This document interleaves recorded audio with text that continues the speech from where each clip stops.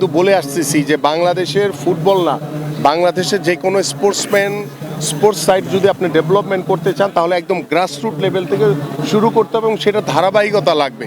কিন্তু আপনি ধারাবাহিকতা যদি না থাকে আপনি কখনোই করতে পারবেন না। বাট গত 17 বছর আমরা দেখেছি যে স্বৈরাচার শেখ হাসিনার সরকার প্রত্যেকটি রাষ্ট্রীয় প্রতিষ্ঠান সহ প্রত্যেকটি ক্রীড়াঙ্গনের সেক্টরকে দলীয়করণ করেছে, রাজনীতিকরণ করেছে।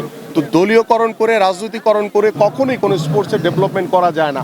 এবং বর্তমানে যে ফিফার আইন অনুযায়ী যে নির্বাচন হয়েছে বাংলাদেশ ফুটবল ফেডারেশনে, সেখানে 2-3 জন ছাড়া আপনার প্রত্যেকেই আওয়ামী লীগের গত 17 বছর তারা ছিল এবং সেই আওয়ামী লীগের পুনর্বাসন দিয়ে আপনি বাংলাদেশের স্পোর্টসের কখনো উন্নয়ন আশা করতে পারেন না।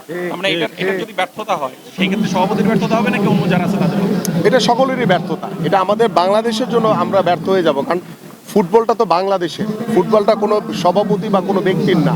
তো সেখানে আমরা যদি ব্যর্থ হই তাহলে সারা বাংলাদেশে আমরা ব্যর্থ হবো। বাট এই স্বৈরাচার মুক্ত বাংলাদেশ যখন নতুনভাবে স্বাধীন হয়েছে, আমরা চাই সামনের দিকে এগিয়ে যেতে, আমরা আর ব্যর্থতা দেখতে চাই না। ফিফার একটা তো গাইডলাইন আছে, আপনি চাইলে তো আর চেঞ্জ হবে না। তো এই কমিটিকে আপনি মানে ভালো করতে হলে কি করতে হবে, আপনি কি মনে করছেন এখন যে কমিটি? এই কমিটিকে ভালো করতে হলে কি করতে হবে সেটা তারাও জানে। এখন তারা তাদের কথা এবং কাজের সাথে যদি মিল রাখে তাহলে হয়তো বা আমরা কিছুটা চেঞ্জ দেখব।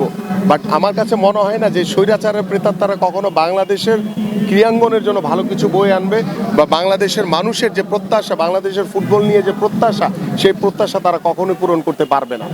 ধন্যবাদ। Thank you.